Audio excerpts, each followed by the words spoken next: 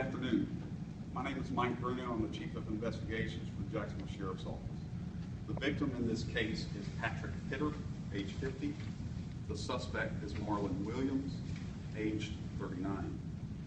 On March 9th of 2015, at the Eveready Restaurant and Lounge, located at 8943 Lim Turner Road, the victim and the suspect were playing cards when a verbal dispute broke out. There were other patrons and players at the card table when the dispute broke out, and they continued playing cards.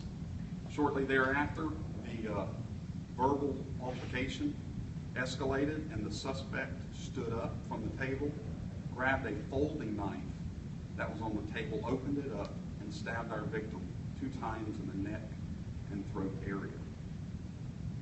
The suspect continued to pursue after the victim when he was detained by the other card players and patrons of the lounge, but he subsequently broke away from them and ran out of the business, entered his vehicle, and fled the scene. The victim staggered out of the lounge onto Lim Turner Road, where he collapsed and died. The whole incident was captured on the lounge's surveillance video, so we were able to use that as part of our investigation.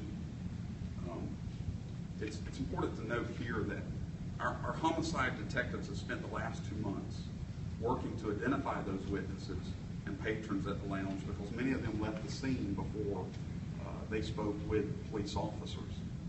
However, the detectives did an outstanding job following up on every lead and ensuring that they speak with every individual that they could identify in that video. It's this kind of effort that hopefully provides the victim's family with some sense of justice. At this time, I'll take any questions. Samantha, adding with action use, did the suspect and the victim have any prior relationship with each other? I'm not sure what their relationship was.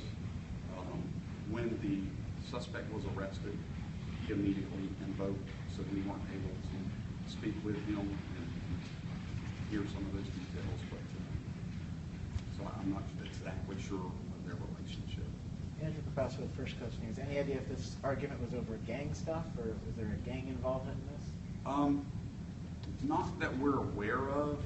One of the interesting things in this case is, although there were people at the table while they were having the verbal argument, nobody really recalls what it was over. So they knew they were arguing, but nobody really recalls the details or the specifics of what it was that they were arguing about. Jody Rice, Commissioner for the Four Times Union.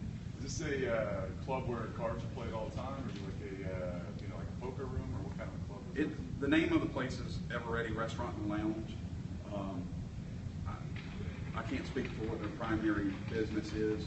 There's many of the patrons are from Jamaica, and so that may be a common tie to the individuals, and that was part of the challenge as far as identifying and locating.